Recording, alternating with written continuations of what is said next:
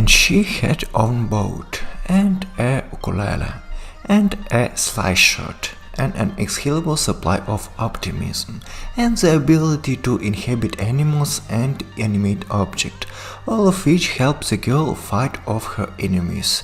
We played a cute and heartfelt Tchia and share our impression in the review. Young Tchia was having fun and enjoying the company of her father and closeness to nature, until her little world was invaded by a smoldering rotorcraft, from which the enemies came out and took the girl's parent with them. There's nowhere to go.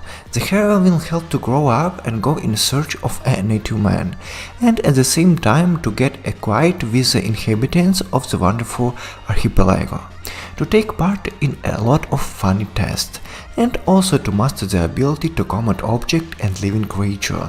Thus begins the game Tchia. The scenario of this little is not able to surprise with unexpected turns and sudden revelations. It's a linear adventure during which Tchia gains alias, exposes his thoughts, and grows above himself to save his father. It's nothing too special to turn out worldwide upside down, a simple, enjoyable tale. At the same time, the game takes note of the story but the atmosphere. The authors were inspired by the nature, people and culture of the Caledonia. It is several island in the Pacific Ocean near Australia. The locals honor their ancestor, but they are also not a stranger to new things.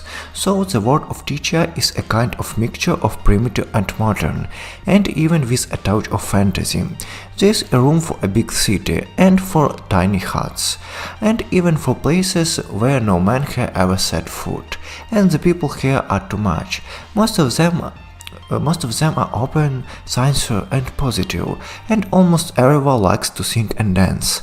That's why Tchia turns out to be very musical, to the point that in some episodes the title offer a participate in minigames, to play various musical instruments, trying to get in time with sounding melodies. These are probably the most memorable and exciting scenes in the game. Charming music and vocals create a magical atmosphere, and simple but not too easy challenges increase immersion in the event, creating the effect of presence. If you want, you can turn on autoplay and skip the minigame, but it's much more enjoyable to participate in musical scene in person than to watch it from the sidelines. There are plenty of other things to do in the island's room. Tchia is a game for perfectionism explorers. Its map is dotted with icons, each of which has something interesting: a collectible item, a fruit that permanently increases stamina, a racing completion, a completion for marksmanship and shooting speed, or even a place where enemies live. Rex Soldier said, if you hesitate, can you type Aragil and put her in a cage? You can travel around the island on your own, but it's too long and tiring, especially if you take into account that the terrain here is quite hilly, and not every mountain can be climbed without difficulties. Luckily, Tchia has a boat, which will help cover the long distance between islands, as well as the ability to transmit souls. Why run somewhere if you can jump into a passion bird and get anywhere by air? The main thing is not to forget pick up the feather transport afterwards and stick it in the backpack to retrieve and use it again if necessary. You can control any creature in the game and even imitate objects, which are thought rare, but still involved in gameplay. For example, during battles with red tech fighters, just find something explosive nearby, and having become possessed by it, launch it in enemy, and if enemies still catch the hero and put them behind bars, you need to find any object outside and apply your ability to it. You won't even need keys. Although more often you'll be inhibited not by object but by animals in order to move around the world.